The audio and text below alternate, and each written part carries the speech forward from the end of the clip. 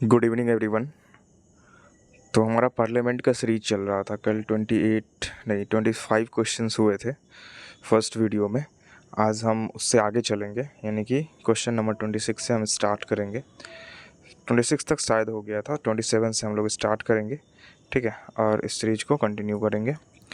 तो ये सबसे बेस्ट क्वेश्चन है, आप देख सकते हो कि काफ़ी इम्पोर्टेंट क्वेश्चंस है, और इसको डील करने के बाद हमारा जो ये कॉन्सेप्ट है वो काफ़ी क्लियर हो जाता है। एंड बहुत सारे फैक्ट्स जो हैं वो हमें लाइन बाय लाइन, जो हम ऑप्शंस को पढ़ते हैं या उसे हम एलिमिनेट करते हैं, और जिस तरीके से आजकल क्वेश्चंस आ रहे हैं लगभग उसी पे बेस्ड ऑन क्या है ये क्वेश्चंस अभी हम लोग डील कर रहे हैं, ठीक है। तो जो एलिमिनेट करते हैं हम इस ऑप्शन को क्वेश्चन सॉल्व करते इस टाइम, तो उससे क्या होता है कि हम बहुत सारे फैक्ट्स और कॉन्सेप्ट को रिकॉल कर पाते हैं, उसे हम याद कर पाते हैं, ठीक है, जो कि काफ़ी इंपॉर्टेंट होता है। पढ़ तो हम बहुत कुछ लेते हैं, एंड उसको रिकॉल करना, उसको माइंड में बराबर घुमाना या माइंड में बराबर उसको चलाना ही क्या होता है, काफ़ी चैलेंजिंग टास्क होता है हमारे लिए, ठीक है। तो हम कंटिन्यू करते हैं इसको, और फैक्ट वाइज भी हम इसे क्या करेंगे, रिकॉल करेंगे, ऑप्शन को भी डील करेंगे, ठीक है। तो स्टार्ट करते हैं। 27 क्वेश्चन है कि which one of the following, क्या है कि which one of the following provision deals with the privileges and immunities of member of parliament under the constitution of India, ठीक है। तो आपको पता है कि जो जो हमारे मेंबर ऑफ पार्लियामेंट होते हैं, जो हमारे सांसद लोग होते हैं, चाहे वो राज्यसभा के हो या लोकसभा के हो, ठीक है, तो उसे कुछ इम्यूनिटीज़ दी गई हैं या उसे कुछ प्रिविलेजेस दिए गए हैं, जैसे जो आम आदमी को नहीं प्राप्त है। तो इम्यूनिटीज़ और प्रिविलेजेस क्या होते हैं, तो कुछ विशेषाधिकार दिया गया है, कुछ छूट दी गई है। इम्यूनिटीज़ का मतलब क्या होता है, छूट देना। तो क्या छूट दिया गया है, छूट ये दिया गया है कि किसी पार्लियामेंटेरियन पे, किसी सांसद पे जो है सिविल मामले में, जब वो पार्लियामेंट में मौजूद होता है, तो किसी भी सिविल मामले का कोई अगर केस उन पे हुआ है, सिविल मैटर कहने का मतलब ये है कि शादी विवाह तलाक ऐसा मैटर जो जिसमें मारपीट वगैरह इन्वॉल्व ना हो, ठीक है, या जिसमें मर्डर वगैरह इन्वॉल्व ना हो, तो उस मामले में हम, जब पार्लियामेंट का सेशन चल रहा होता है, तो सिविल मैटर पे अगर किसी पार्लियामेंटेरियन पे केस हुआ है या किसी सांसद पे केस हुआ है, तो उसकी अरेस्ट नहीं हो सकती है। सिविल मामले में उनको अरेस्ट नहीं किया जा सकता है। ऐसे ही बहुत सारे इम्यूनिटीज़ हैं, छूट हैं, जो मेंबर ऑफ पार्लियामेंट को प्राप्त है। तो वो आर्टिकल 105 के तहत ऐसा जो है उन्हें छूट या प्रिविलेजेस मिला हुआ है। आगे चलते हैं हम लोग, ठीक है, आगे चलते हैं। Which one of the following is not a collective privileges of member of parliament. तो कौन सा इसमें, अब देखिए इसमें हम डिस्कस कर लेंगे, डील कर लेंगे क्या क्या प्रिविलेजेस मिला हुआ है। तो इसमें ये कह रहा है कि कौन सा privileges parliament, member of parliament को नहीं मिला हुआ है, मेंबर्स ऑफ पार्लियामेंट को। तो पहला है कि फ्रीडम ऑफ, पहला क्या है भाई साहब, पहला है freedom of debate and proceeding. तो ये सबको मिला हुआ है, डिबेट कर सकता है, प्रोसीड कर सकता है। क्या नहीं मिला हुआ है वो हमें सेलेक्ट करना है। The rights to reduce the internal matter of parliament, the right to regulate the internal matters of parliament, ठीक है। तो ये भी कलेक्टिव मेजर्स में आता है, ठीक है।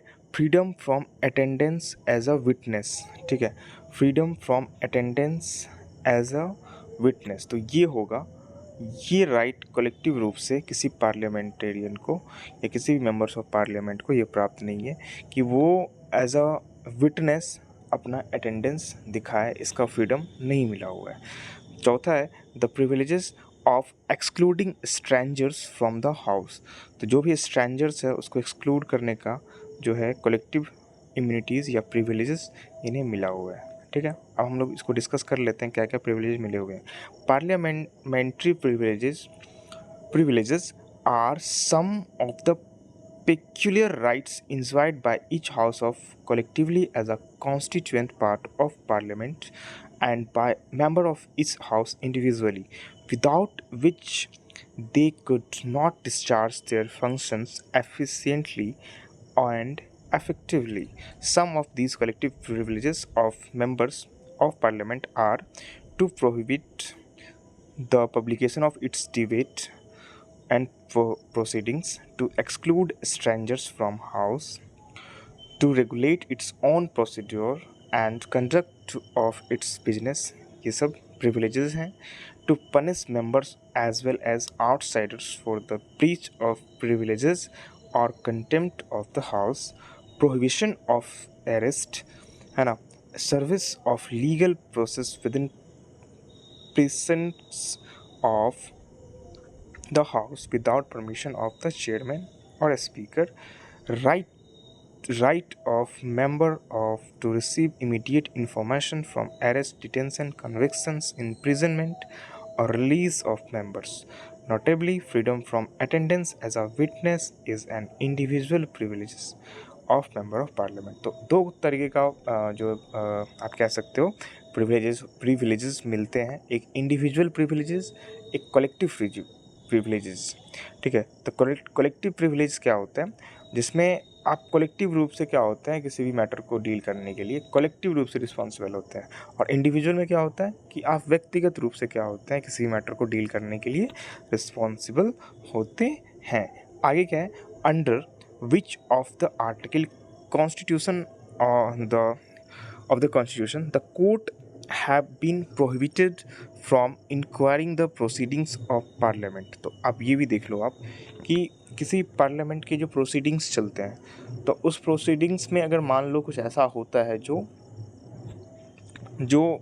लॉ के अगेंस्ट है, तो उस मैटर पे कोर्ट इंटरफेयर नहीं कर सकता है। कोई भी सुप्रीम कोर्ट हो या हाई कोर्ट हो, पार्लियामेंट के प्रोसीडिंग्स में इंटरफेयर करना जो है पॉसिबल नहीं है किसी भी कोर्ट का।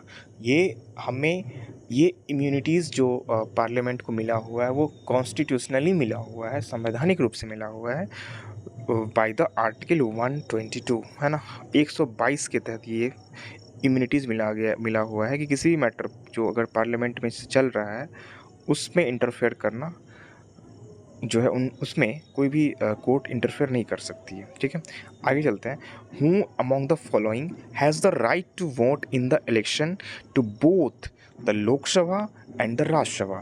तो वी ऑल नो कि जो इलेक्शन होता है लोकसभा का एंड राज्यसभा का, तो उसमें कौन वोट कर सकते हैं। तो सबको पता है जो आम चुनाव होता है, आम चुनाव में ही क्या होता है, मेंबर ऑफ लोकसभा चुन के आते हैं। जब हम राज्यसभा की बात करते हैं तो राज्यसभा में क्या होता है, राज्यसभा में जो मेंबर्स चुन के आते हैं वो आम चुनाव से चुन के नहीं आते हैं।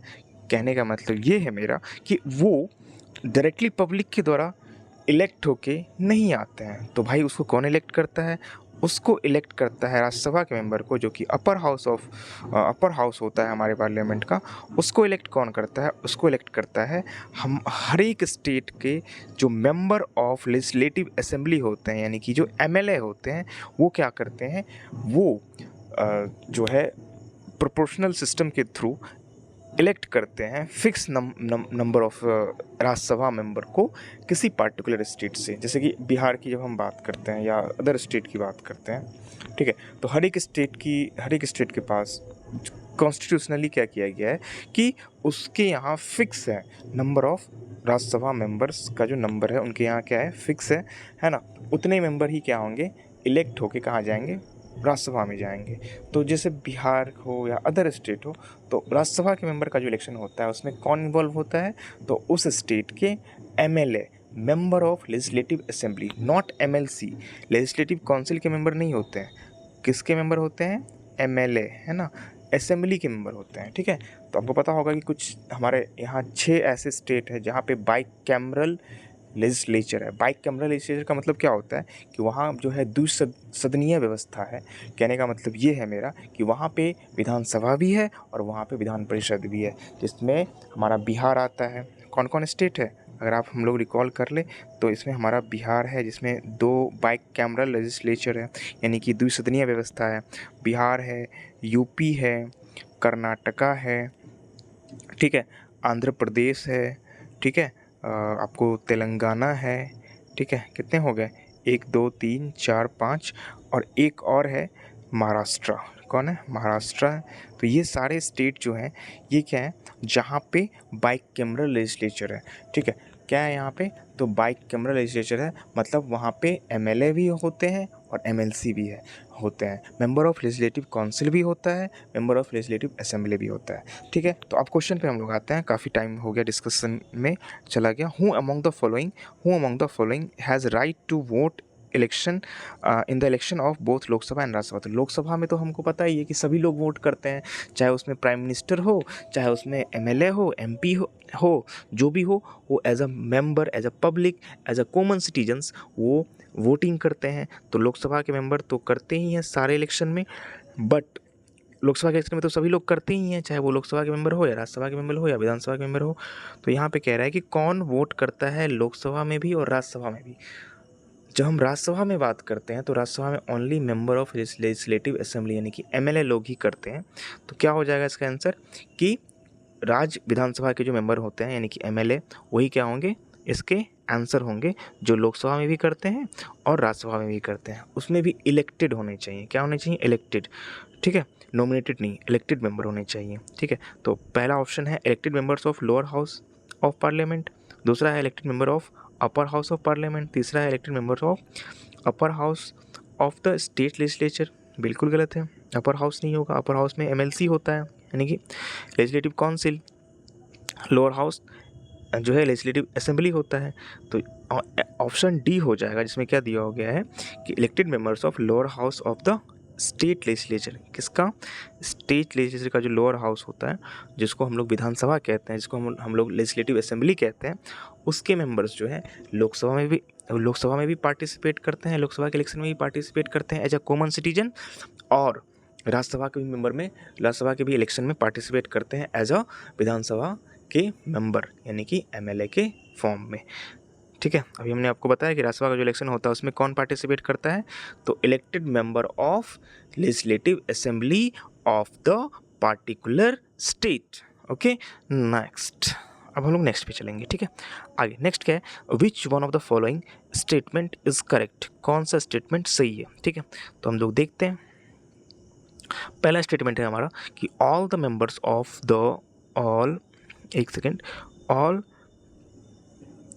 all the members of council of states are elected by state legislative assembly. Council of state के जो मेंबर्स होते हैं वो क्या होते हैं, सभी के सभी जो है all the members. Council of state कहने का मतलब जो राज्यसभा का जो मेंबर होता है उसके सारे मेंबर्स क्या स्टेट लेजिस्लेटिव असेंबली से चुन के आते हैं, इलेक्ट होके आते हैं। सारे मेंबर तो नहीं आते हैं, केवल 238 ही आते हैं, केवल 238 ही आते हैं। पूछो क्यों? क्योंकि 12 मेंबर को कौन नॉमिनेट करता है?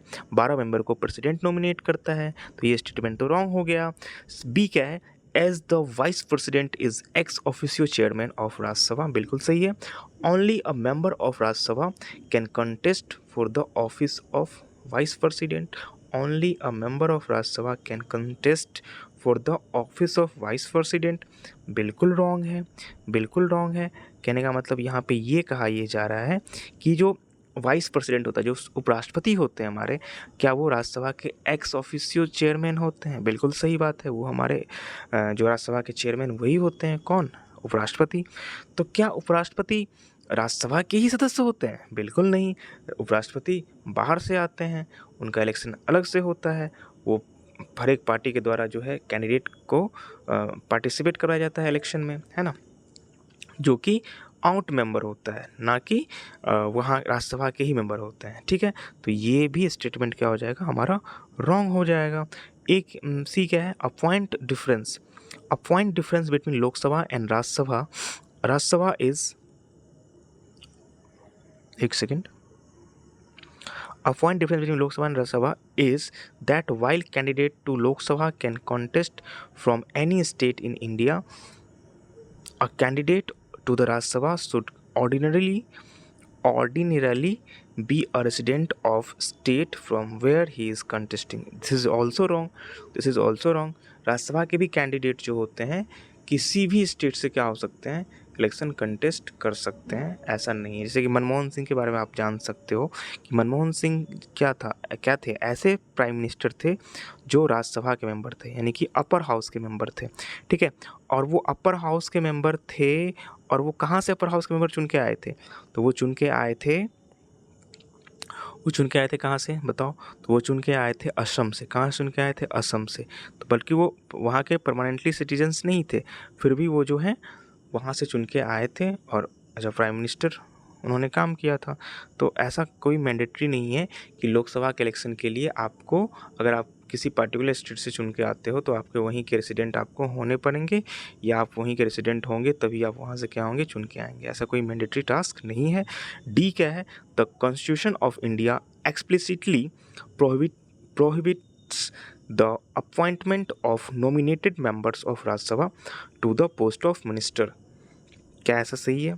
तो यहाँ पे ये कहा जा रहा है कि जो कॉन्स्टिट्यूशन ऑफ इंडिया है, जो भारत का संविधान है, एक्सप्लिसिटली प्रोहिबिट करता है, मना करता है किसको? The appointment of nominated member of the Rajya Sabha to the post of minister. बिल्कुल रॉन्ग है। क्यों? क्योंकि ऐसा नहीं है कि नॉमिनेटेड मेंबर को मिनिस्टर नहीं बना सकते हैं, बिल्कुल बना सकते हैं। नॉमिनेटेड मेंबर भी मिनिस्टर बन सकता है। अगर वो राज्यसभा का मेंबर है, अगर वो नॉमिनेटेड आया है, तो वो भी क्या हो सकता है, मिनिस्टर बन सकता है।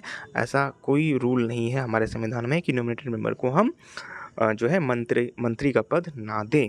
ठीक है, ये हो गया। तो आगे चलते हैं हम लोग। अकॉर्डिंग टू प्रोविजन ऑफ, इसको देख लेते हैं थोड़ा सा। According to provision of lifetime provision at the time of questions, year option C was correct and other option was wrong. ठीक है, तो ऑप्शन सी करेक्ट था जब क्वेश्चन बनाया गया था। ठीक है, लेकिन बाद में इसको सुधार किया गया। इसका सुधार किया गया कब? 2003 में। तो क्या सुधार किया गया? तो 1951 amended in 2003। So situation has change now. The requirement of candidate contesting an election to the Rajya Sabha from particular state should be a voter in that particular state has been removed. ठीक है, तो ये प्रोविज़न पहले था कि अगर आपको राज्यसभा से चुन के आना है तो आपको उस स्टेट का वोटर होना पड़ेगा। जैसे मान लो अगर मैं बिहार से एज अ राज्यसभा मेंबर चुन के जाता हूँ तो मैं बिहार का वोटर बनना पड़ेगा, या बिहार का रेसिडेंट हमें रहना पड़ेगा, तभी हम क्या हो सकते हैं, बिहार से एज अ राज्यसभा मेंबर चुन के पार्लियामेंट जा सकते हैं। ठीक है, ऐसा नहीं होगा कि अगर मैं बिहार से हूँ और यूपी से राज्यसभा मेंबर चुन के राज्यसभा में चला जाऊँ। ठीक है, ऐसा पॉसिबल नहीं था पहले, लेकिन अब ऐसा पॉसिबल है क्योंकि 2003 में अमेंड कर दिया गया है ऐसे प्रोविज़न को। ठीक है, तो ये ऐसा हट गया है। Supreme court in the 2006 upheld the constitutional validity of this amendment, और इसको अपहेल्ड करा था सुप्रीम कोर्ट ने कब? 2006 में इसकी वैलिडिटी को। ठीक है, तो आगे चलते हैं। तो कोई भी मेंबर हो किसी भी स्टेट से, वो क्या हो सकता है, राज्यसभा के लिए इलेक्ट हो सकता है। ठीक है, विच of the following statement is correct? Only the Rajya Sabha and not Lok Sabha can have nominated members. तो क्या राज्यसभा के पास ही नॉमिनेटेड मेंबर है? तो बिल्कुल सही है, अभी के अकॉर्डिंग ये स्टेटमेंट बिल्कुल सही है। पहले क्या था? तो पहले राज्यसभा में भी नॉमिनेटेड मेंबर होते थे और लोकसभा में भी नॉमिनेटेड मेंबर होते थे, लेकिन 2019 में बाय दी 104th 104वें संवैधानिक संशोधन के तहत, संवैधानिक संशोधन अधिनियम के तहत क्या किया गया कि जो है, हम यहाँ पे देख सकते हैं कि हमारे संविधान में संशोधन किया गया, और जो 2 एंग्लो इंडियन मेंबर्स को हम लोकसभा में नॉमिनेट करते थे बाय द प्रेसिडेंट, उसको, इस प्रोविज़न को रिमूव कर दिया गया, हटा दिया गया। तो अब जो नॉमिनेटेड मेंबर का कॉन्सेप्ट है वो ओनली फोर किसके लिए है? तो राज्यसभा के लिए। किसके लिए है? राज्यसभा के लिए है, यानी कि upper house of the parliament के लिए है। और वो कितने मेंबर के लिए है? तो वो है हमारे 12 मेंबर के लिए। कितने मेंबर के लिए है? 12 मेंबर के लिए है। ठीक है, 12 लोग को क्या करते हैं राष्ट्रपति, जो कला जगत के होते हैं, शिक्षा जगत के होते हैं, खेल के जगत के होते हैं, या उद्योग जगत के होते हैं, या अदर क्षेत्र से होते हैं, तो उन्हें राष्ट्रपति नॉमिनेट करते हैं as a member of Rajya Sabha. ठीक है, 12 ऐसे लोगों को। तो पहला स्टेटमेंट क्या हो जाएगा हमारा? रॉन्ग हो जाएगा। ठीक है, ठीक है, only the Rajya Sabha and not the, हाँ नहीं, पहला स्टेटमेंट सही हो जाएगा हमारा। क्यों? क्योंकि राज्यसभा में है, लोकसभा में नहीं है। ठीक है, ठीक है, तो आगे चलते हैं। तो यहाँ पे क्या हो जाएगा कि फर्स्ट जो है, फर्स्ट सही हो जाएगा। There is a constitutional provision for nominated, क्या है, एक सेकेंड, हाँ, there is a constitutional provision for nominating two members belonging to Anglo Indian community to the Rajya Sabha. बिल्कुल रॉन्ग है। 2 तो इसके लिए था, किसके लिए था? लोकसभा के लिए था, तो यहाँ पे राज्यसभा के लिए है। ये बिल्कुल रॉन्ग हो जाएगा ये statement, not Rajya Sabha, this is for Lok Sabha. उसको भी अब हटा दिया गया, लोकसभा का भी प्रोविज़न 2019 में क्या कर दिया गया, ख़त्म कर दिया गया कि लोकसभा में अब कोई नॉमिनेटेड मेंबर का कॉन्सेप्ट नहीं है। तो सी में क्या है, there is no constitutional bar for nominated members to be appointed as a union minister. बिल्कुल सही है, वो नॉमिनेटेड मेंबर, जो भी नॉमिनेटेड मेंबर हैं उस पर कोई कॉन्स्टिट्यूशनल बार नहीं है, उस पे कोई संवैधानिक रोक नहीं है कि वो मेंबर ऑफ जो है हमारा मंत्री नहीं बन सकता है। बिल्कुल मंत्री बन सकता है, नॉमिनेटेड मेंबर भी क्या हो सकते हैं, नॉमिनेटेड मेंबर भी क्या हो सकता है, मंत्री बन सकते हैं। डी में क्या है, डी में क्या है हमारा, डी में है कि nominated member can vote both in presidential and vice presidential elections.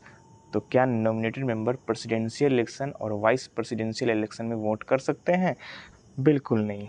ठीक है, तो आपको पता होगा कि जो हमारा, यहाँ पे हम थोड़ा सा डिस्कस कर लेते हैं, जो हमारा प्रेसिडेंट होता है, क्या होता है हमारा, जो प्रेसिडेंट का इलेक्शन होता है और जो हमारा वाइस प्रेसिडेंट का इलेक्शन होता है। ठीक है, तो जो प्रेसिडेंट के इलेक्शन होते हैं उसमें इलेक्टेड मेंबर होते हैं। क्या होते हैं? इलेक्टेड मेंबर, जो चुन के आए हुए मेंबर हैं। कहाँ के? तो इलेक्टेड मेंबर होते हैं कहाँ के? तो पहला लोकसभा के, दूसरा राज्यसभा के, elected member not nominated, Rajya Sabha के। ठीक है, तीसरा कहाँ? तो तीसरा एमएलए जो होते हैं, स्टेट लेजिस्लेटिव असेंबली, यानी कि स्टेट लेजिस्लेटिव असेंबली एसएलए, है ना, वहाँ के विधानसभा के इलेक्टेड मेंबर क्या होंगे? इलेक्टेड मेंबर क्या होंगे? इलेक्टेड मेंबर ही क्या होंगे? वो प्रेसिडेंट के इलेक्शन में पार्टिसिपेट करेंगे। ठीक है, तो लोकसभा के इलेक्टेड मेंबर, राज्यसभा के इलेक्टेड मेंबर और फिर राज्य विधानसभा के इलेक्टेड मेंबर ही क्या होते हैं, पार्टिसिपेट करते हैं प्रेसिडेंट के इलेक्शन में। ठीक है, तो यहाँ पे तो आप देख सकते हो only elected member not nominated. ठीक है, तो यहाँ पे बस गलती हो गई यहीं पे स्टेटमेंट कि प्रेसिडेंट के इलेक्शन में ओनली नॉमिनेटेड मेंबर पार्टिसिपेट करते हैं, चाहे वो लोकसभा के हो, राज्यसभा के हो या राज्य विधानसभा के हो। ठीक है, जब हम वाइस प्रेसिडेंट के इलेक्शन की बात करते हैं, वीपी की जब हम बात करते हैं, तो इसमें nominated as well as elected सारे मेंबर क्या होते हैं, पार्टिसिपेट करते हैं। और कहाँ के? तो लोकसभा के और राज्यसभा के, नॉट लोकसभा के और राज्यसभा के। यहाँ पे स्टेट लेजिस्लेटिव असेंबली का कोई मेंबर शामिल नहीं होता है, केवल लोकसभा और राज्यसभा के मेंबर ही क्या करते हैं, पार्टिसिपेट करते हैं। वो इलेक्टेड भी होते हैं, नॉमिनेटेड भी होते हैं, चाहे वो इलेक्टेड हो, नॉमिनेटेड हो, सारे मेंबर लोकसभा और राज्यसभा के पार्टिसिपेट करते हैं वाइस प्रेसिडेंट के इलेक्शन में। ठीक है, आगे चलते हैं। तो ऑप्शन हमारा ए और सी क्या हो जाएगा, सही हो जाएगा यहाँ पे, चूँकि ये पुराना क्वेश्चन है, इसके बाद अमेंडमेंट हुआ है, तो ये इसीलिए इसे वहाँ पे मल्टीपल ऑप्शन शो कर रहा है और मल्टीपल ऑप्शन सही दिख रहा है हमें। ठीक है, तो हो गया। अब यहाँ पे कुछ देख लेते हैं, अगर होगा कुछ देखने वाला। तो हमें पता है कि जो आर्टिकल हम पता है हमें कि जो 12 मेंबर होते हैं वो राज्यसभा के लिए नॉमिनेट होते हैं बाय द प्रेसिडेंट, और 2 लोकसभा के लिए होते थे, अब नहीं। एंग्लो इंडियन कम्युनिटी के लोग, ऐसे कम्युनिटी जो ऐसे इंग्लिशमैन, ऐसे अंग्रेज जो इंडिया में रह गए, उनको एंग्लो इंडियन कम्युनिटी माना जाता है। ठीक है, तो उनके 2 मेंबर पहले लोकसभा में नॉमिनेट होते थे, अब इसको हटा दिया गया है 104th अमेंडमेंट के तहत। ठीक है, आगे चलते हैं। हाँ, ठीक है, ये हो गया। ठीक है, और सब चीज़ तो डिस्कस हो ही चुका है। ठीक है, आगे चलते हैं। ठीक है, हाँ, आई क्या है, parliament of India has the power to legislate for the following: union of India, बिल्कुल सही है, टेरिटरी ऑफ द इंडिया, बिल्कुल सही है, और थर्ड है हमारा Indian subject resident and their property situated anywhere in the world.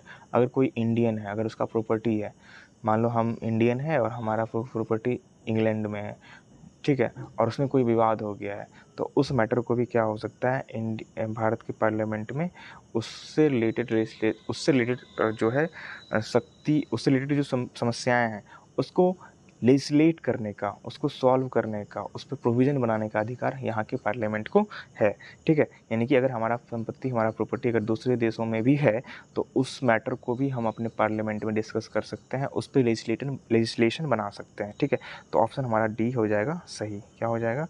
D सही हो जाएगा। ठीक है, यहाँ पे दिया हुआ कि the parliament of India has the power to legislate of the Union of India, Territory of India, and the Indian subject or resident of their property situated anywhere in the world। ठीक है, तो कहीं भी अगर है तो वहाँ पे उसको डिस्कस वो कर सकता है, उसको उस पर लेजिस्लेशन बना सकता है, लेजिस्लेशन बना सकता है। ठीक है, पार्लियामेंट में legislate on any subject of state list when there is assent of president. बिल्कुल रॉन्ग है, ऐसा नहीं है कि प्रेसिडेंट का असेंट हो तभी होगा। Resolution thereof has been passed by the state, ये सही है कि अगर रिजोल्यूशन स्टेट पास कर लेता है कि हमारे जो स्टेट का सब्जेक्ट है, कोई स्टेट का सब्जेक्ट है, जैसे मान लो स्वास्थ्य जो स्टेट का सब्जेक्ट है, अगर कोई स्टेट ये चाहता है कि इस पर पार्लियामेंट रूल लॉ बनाए हमारे स्टेट के लिए, और वो रिजोल्यूशन वो अपने विधानसभा में पास करके भेज देता है कि हमारे सभी विधानसभा के मेंबर जो मैक्सिमम जो मेंबर हैं वो यह चाह रहे हैं कि स्वास्थ्य वाले मैटर पे हमारे स्टेट के लिए क्या करे, पार्लियामेंट ऐसा एक्ट बनाए, तो बिल्कुल पार्लियामेंट उसको बना सकती है स्टेट मैटर पे। इफ़ एंड इफ़ तब जब वहाँ का स्टेट लेजिस्लेचर जो विधानसभा है वो इसको पारित कर दें, वो रेजोल्यूशन पारित कर दें। तीसरा है इन एनी सिचुएशन, बिल्कुल नहीं। General permission of state legislative assembly has been received, नहीं, बिल्कुल नहीं, ये भी नहीं होगा। ठीक है, तो क्या होगा, ऑप्शन नंबर बी। यह तभी हो सकता है जब स्टेट लेजिस्लेटिव असेंबली कोई रिजोल्यूशन पास करके मेंबर ऑफ पार्लियामेंट को संसद को भेजे, पार्लियामेंट में भेजे, तभी क्या हो सकता है, उस पर पार्लियामेंट एक्ट बना सकती है स्टेट के सब्जेक्ट को। ठीक है, यूनियन पार्लियामेंट में legislate on any subject of state list, union parliament जो है किसी भी स्टेट के मैटर को उस पर कानून बना सकती है या उसको लेजिस्लेट कर सकती है। कब कर सकती है, तो देखते हैं यहाँ पे option, to implement international agreement, बिल्कुल सही है। इंटरनेशनल प्रोविज़न को इम्प्लीमेंट करने के लिए वो बिल्कुल लॉ बना सकती है। बाय कंसेंट ऑफ स्टेट, ये भी होगा। When proclamation of emergency is in operation, emergency जब लगा हुआ है तब भी पार्लियामेंट क्या कर सकता है, स्टेट के मैटर पे कानून बना सकता है। चौथा नंबर क्या है, in national interest and after resolution passed by council of state with 2/3 majority, बिल्कुल सही है। अगर राज्यसभा ऐसा रेजोल्यूशन पास कर देती है 2/3 मेजोरिटी से, यानी कि स्पेशल मेजोरिटी से, जो कि आर्टिकल 249 में वर्णित है, उसके बारे में हम लोग पढ़ते हैं। ये स्पेशल पावर किसको मिला हुआ है, राज्यसभा को मिला हुआ है। अगर वो 2/3 बहुमत से, मेजोरिटी से ऐसा रेजोल्यूशन पास कर देती है कि वो स्टेट के मैटर को पे कानून बनाने के लिए क्या है, सक्षम है। ठीक है, तो वो कानून बनाएगी। ठीक है, तो चारों ऑप्शन क्या हो जाएगा, हमारा सही हो जाएगा। इन चारों कंडीशन में हम क्या कर सकते हैं, स्टेट के सब्जेक्ट को पार्लियामेंट में डिस्कस कर सकते हैं या उस पे कानून बना सकते हैं। ठीक है, तो यहाँ पे कुछ देख लेते हैं आर्टिकल। तो 253 के तहत हम क्या करते हैं, इंटरनेशनल एग्रीमेंट के लिए स्टेट के मैटर को जो है हम पार्लियामेंट में डिस्कस कर सकते हैं, है ना। और 252 के तहत जो है फॉर 2 और 4 स्टेट बाय देयर कंसेंट, ठीक है, अकॉर्डिंग टू आर्टिकल 249, अभी हमने बताया कि नेशनल इंटरेस्ट के लिए अगर ज़रूरी समझे राज्यसभा, तो 2/3 मेजोरिटी से वो क्या कर सकता है, रेजोल्यूशन पारित कर सकता है, एंड वो स्टेट सब्जेक्ट के मैटर को जो है पार्लियामेंट में डिस्कस करके उस पर कानून बना सकता है। ठीक है, और आर्टिकल 357 के अकॉर्डिंग क्या कह सकते हैं, जब इमरजेंसी का प्रोक्लेमेशन होता है, जब इमरजेंसी लगा हुआ रहता है, तो उस कंडीशन में भी पार्लियामेंट क्या कर सकता है, किसी स्टेट के सब्जेक्ट पे कानून बना सकता है। ठीक है, तो इम्पोर्टेंट है, ये याद रखने वाली बातें हैं। ठीक है, under which article of Indian Constitution the Parliament can make laws on the state list subject for giving effect of international agreement। तो अभी पता है, अभी जस्ट हम लोगों ने डिस्कस किया कि इंटरनेशनल एग्रीमेंट को इम्प्लीमेंट करने के लिए पार्लियामेंट किस आर्टिकल के तहत स्टेट के सब्जेक्ट पे कानून बना सकता है। तो अकॉर्डिंग टू आर्टिकल 253 क्या कर सकता है, इंटरनेशनल एग्रीमेंट को लागू करवाने के लिए पार्लियामेंट जो है हमारा स्टेट के मैटर को क्या कर सकता है, उस पर कानून बना सकता है, उस पर डिस्कस कर सकता है। ठीक है, वैसे आपको पता होगा कि जो हमारा 8 जो हमारा 7th शेड्यूल है, 7th अनुसूची जो है उसमें क्या बताया गया है, तो जितने भी हमारे सूची उसमें है, उसमें क्या है, लिस्ट है, उसमें सूची है ना?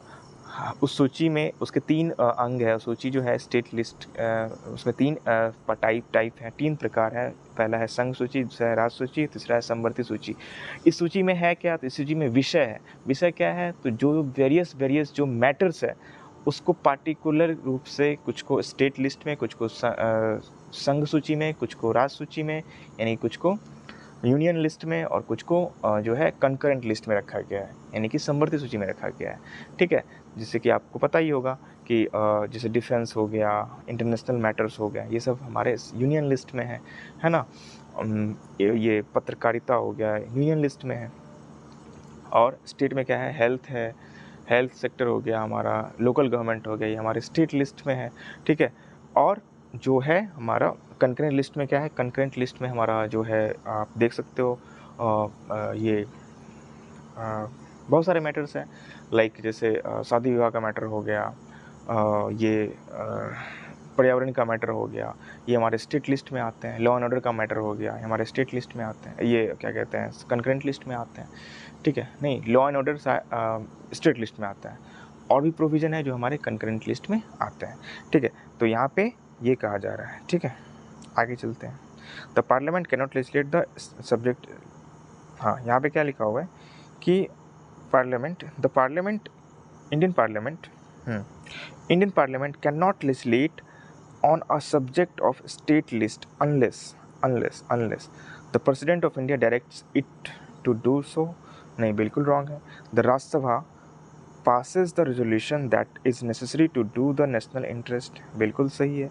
कह रहा है, ये यहाँ पे कह रहा है कि जो पार्लियामेंट है वो तभी स्टेट लेजिस्लेचर के मैटर को, स्टेट सब्जेक्ट के मैटर को, स्टेट लिस्ट के मैटर को पे कानून बना सकती है, तभी बना सकती है जब जब जब जब राज्यसभा ऐसा रेजोल्यूशन पारित कर दे 2/3 मेजोरिटी के साथ कि नेशनल इंटरेस्ट के लिए हम पार्लियामेंट क्या कर सकते हैं, स्टेट के मैटर को, यानी राज्य सूची के सब्जेक्ट को हम पार्लियामेंट में डिस्कस करके उस पर कानून बना सकते हैं, अकॉर्डिंग टू आर्टिकल 249।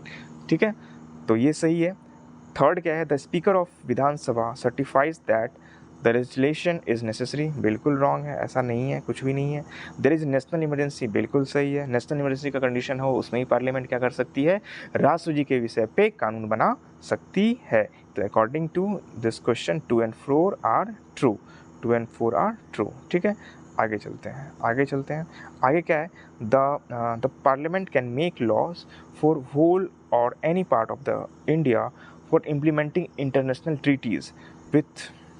तो कह रहा है कि इंटरनेशनल ट्रीटीज़ को लागू करने के लिए पार्लियामेंट किसी भी कंट्री के किसी भी पार्ट पे या कि पूरे होल पार्ट पे क्या कर सकती है, कानून बना सकती है विथ कंसेंट ऑफ स्टेट। क्या है, पहला ऑप्शन है with consent of all the state, with consent majority of state, with consent of the states concern, without consent of any state. बिल्कुल सही है, इसमें कोई ज़रूरत नहीं है कि हम स्टेट के का मर्जी को ध्यान में रखते हुए ये काम करें, ऐसा कोई ज़रूरी नहीं है।